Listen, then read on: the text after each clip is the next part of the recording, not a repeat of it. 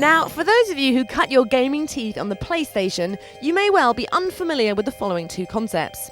The fun of two-dimensional based gameplay and offbeat, unconventional game ideas that don't originate from Japan. That's right, because before the scene became seriously big business, UK developers were allowed to be daring in their originality. And one example of this bygone age is Cannon Fodder, a satire of the stupidity of war. When we first started doing Cannon Fodder, I can remember sitting in the library in Chelmsford and actually drawing out little maps and graph paper of like rivers and fields and stuff for positions of where what would be happening in the levels. We started off, I think we'd just done Megalomania and we'd done Sensible Soccer, and we had the little men that were our trademark on the Amiga in those days.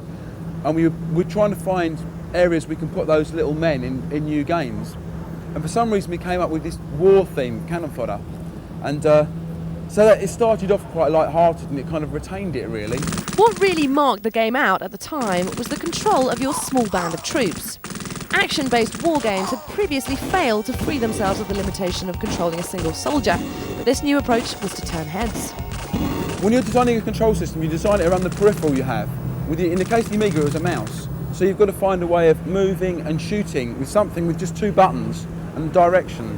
So the idea for the cursor to come about by the movement, I can't remember how it came about, but when it was there it felt right, so we just went along with it really. Equally unexpected was the way in which the team chose to treat the subject matter. There was certainly nothing Rambo about the way in which the sacrifice of your conscripts was acknowledged.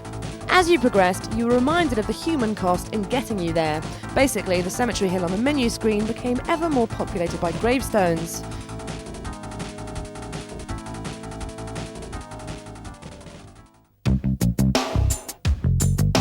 Oh, and as for the song, what better way to reinforce the anti-war message than with a spot of ironic reggae? I don't know, war's never been so much fun, which was the track. It's more of a... The game had its subtle, war isn't really very good message, and a bit of gentle politics maybe. A little bit of politics perhaps, but not too po-faced. To accompany the game's song, the whole team took part in a music video. Yeah, it was tongue-in-cheek and had less than impressive production values, but then in the early 90s, people in this field weren't in the habit of taking themselves too seriously. Never been so much fun. Never been so much fun. But fast forward then to today, and it can't be ignored that Cannon Fodder made a notable contribution to gaming. Others have taken its concept of real-time squad-based gameplay further, such as, say, the Command & Conquer series and the countless clones within the genre. So, the original's 2D gameplay must be dead and buried. Not a bit of it. It's been given a new lease of life thanks to the Gameboy Color. I mean, we've tried to retain as much as we can the elements of the original and add to the game if anything. The only restrictions are you can only have, say, 2 men in your troop rather than up to 6 because the Game Boy can't cope with more than 2 men, basically. With the restrictions of the size of the screen on the Colour Game Boy, you have to tailor things like enemy positioning, how many there are, how quickly they fire at you. They might give you a bit more chance, you know, just to get the playability in there, because you're just dealing with a smaller area, but essentially the whole element's a bit whole together. It's like the difference between 5-a-side football and 11-a-side, you know? Same skills, slightly different arena. So, after scaling things down, Jon is now in the early stages of taking things the other way, taking the whole concept much further by exploiting the horsepower offered by the PlayStation 2. Cannon Fodder Next Gen has been the first big design I've really got my teeth into. I can't say too much about it at the moment because it's quite a long way off. You know, we haven't even started the development fully yet. We've only prototyped it up. At the moment, I think we're going to keep a cartoony look for the men.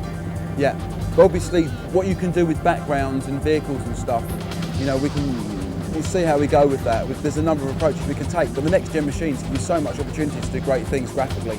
But the variety of presentation styles on offer isn't the only added bonus of dealing with the next generation formats. The tools now available to actually coordinate large-scale 3D combat offer the potential for more than just a limited shootout.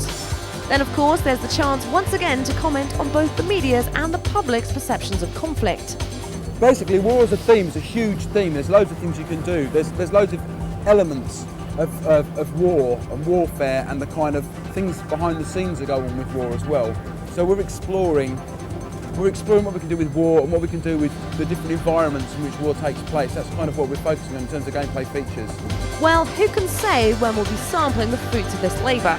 But the likelihood is it won't be without considerable and deserved attention.